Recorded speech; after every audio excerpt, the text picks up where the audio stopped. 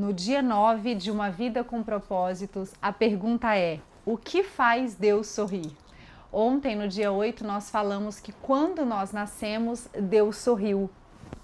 E o quanto isso conforta, traz uma alegria para o nosso coração, né? Hoje ele fala exatamente sobre isso, que o Senhor sorria para você. O sorriso de Deus é o objetivo da sua vida. A Bíblia diz: descubram o que agrada a Cristo e comecem a praticar. Exemplo claro de alguém que agradou a Deus foi Noé. Na época de Noé, todos viviam para o seu próprio prazer. Mas houve um homem que fez Deus sorrir. A Bíblia diz: Noé, porém, agradava ao Senhor com a sua vida. Tanto que Deus disse: esse sujeito me agrada. Vou começar tudo de novo com a família dele. Bom, Deus sorri quando o amamos acima de qualquer coisa. Noé seguia Deus constantemente e experimentava um íntimo relacionamento com Ele. Eis o que Deus mais deseja de você: um relacionamento. Não quero sacrifícios, quero seu amor. Não me interesso por suas ofertas, o que eu quero é que vocês me conheçam. Ele anseia que você o conheça e que use o seu tempo para ficar ao lado dele. Jesus chamou isso o mais importante de todos os mandamentos. Ame o Senhor, o seu Deus, de todo o seu coração, de toda a sua alma e de todo o seu entendimento. Este é o primeiro e o maior mandamento. Segundo, Deus sorri quando confiamos nele completamente. A Bíblia diz: pela fé, Noé construiu um barco na terra seca. Como consequência, Noé tornou-se íntimo de Deus. E aqui ele traz interessante 3 problemas que poderiam ter despertado dúvidas em Noé. O primeiro deles: Noé jamais tinha visto uma chuva, pois antes do dilúvio, Deus irrigava a terra com água que brotava do solo.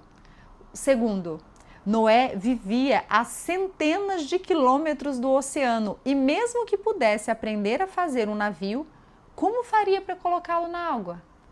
Terceiro, Noé teria de reunir todos os animais e depois tomar conta deles. Ele, contudo, não reclamou nem apresentou desculpas. Confiou em Deus inteiramente e fez Deus sorrir. É confiança e obediência, né? Confiar em Deus inteiramente significa crer que Ele sabe o que é melhor para a sua vida e esperar que Ele cumpra as suas promessas, que o ajude em seus problemas e faça o impossível quando necessário. Noé levou 120 anos para construir a arca, sem nenhum sinal de chuva. Ano após ano, ele era implacavelmente criticado como louco que pensava ouvir a voz de Deus. A Bíblia diz: sem fé é impossível agradar a Deus. Deus sorri quando lhe obedecemos incondicionalmente. Tudo tinha de ser feito exatamente segundo as orientações de Deus. Ele deu instruções detalhadas quanto ao tamanho, à forma, aos materiais que deveriam ser utilizados na arca, bem como a respeito da quantidade dos diferentes animais a serem levados a bordo. Noé fez tudo exatamente como Deus lhe tinha ordenado. Repare que Noé obedeceu rigorosa e exatamente. Isso é devoção. Não admira que Deus tenha sorrido para Noé. Noé obedeceu a Deus incondicionalmente e isso significa fazer qualquer coisa que Deus lhe peça, sem duvidar nem hesitar. Você jamais compreenderá determinadas ordens sem que as tenha obedecido primeiro. A obediência libera a compreensão. Tão interessante perceber isso, né? Eu já vivi em alguns momentos obedecer sem enxergar exatamente, mas é muito verdade. A obediência libera a compreensão. Obediência parcial é o mesmo que desobedecer. E aqui eu reconheço que é um desafio, porque obedecer integralmente exige um nível de entrega que eu, pessoalmente, estou engatinhando para alcançar. Mas eu sigo buscando. E estar aqui gravando esses vídeos para vocês é um ato de obediência. Esta foi a atitude de Davi. Ensine-me, Senhor, a cumprir as suas ordens escritas. Então as obedecerei a elas até o fim da vida. Eu obedecerei a elas até o fim da vida. A palavra de Deus é clara quando diz que não há como você merecer a salvação. Ela vem pela graça, não por esforço. Qualquer ato de obediência é também um ato de adoração. A obediência é a prova que você realmente ama a Deus. Deus sorri quando louvamos e damos graças continuamente. Poucas coisas trazem uma sensação tão boa quanto receber um agradecimento ou um elogio sincero de alguém.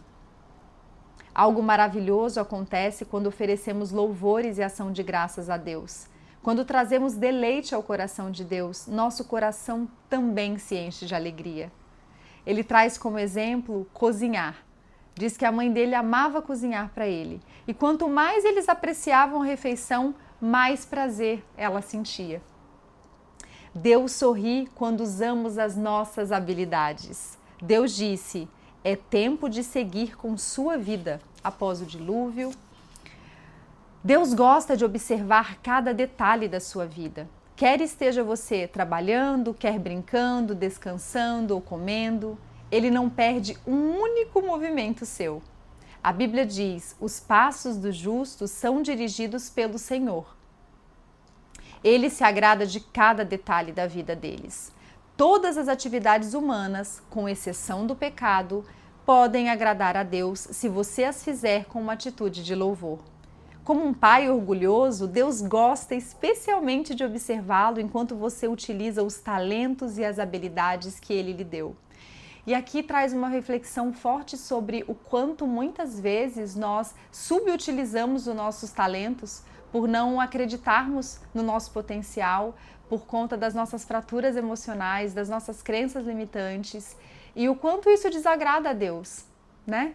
Se Ele se alegra em nos ver usando essas habilidades e colocando os nossos talentos, os nossos dons no mundo, não usá-las certamente não agrada, e essa alegria que nós queremos, né, esse sorriso que nós queremos proporcionar a Ele, não acontece quando nós não utilizamos esses talentos.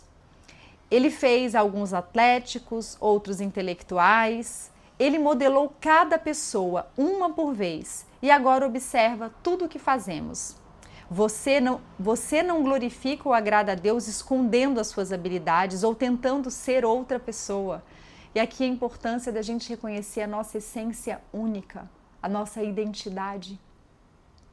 Você só o agrada sendo você mesmo. Sempre que você despreza uma parte sua, está desprezando a soberania e a sabedoria de Deus ao criá-lo. Forte isso, né? Quando a gente se rejeita, a gente está rejeitando o nosso Criador. Não existem habilidades não espirituais, somente habilidades mal empregadas. Deus também tem prazer em ver você se alegrar com as coisas que Ele criou. Ele lhe deu olhos para apreciar a beleza, ouvidos para apreciar os sons, nariz e papilas gustativas para apreciar perfumes e sabores, e nervos sob a pele para apreciar o toque. Cada ato de prazer se torna um ato de adoração quando você agradece a Deus por ele.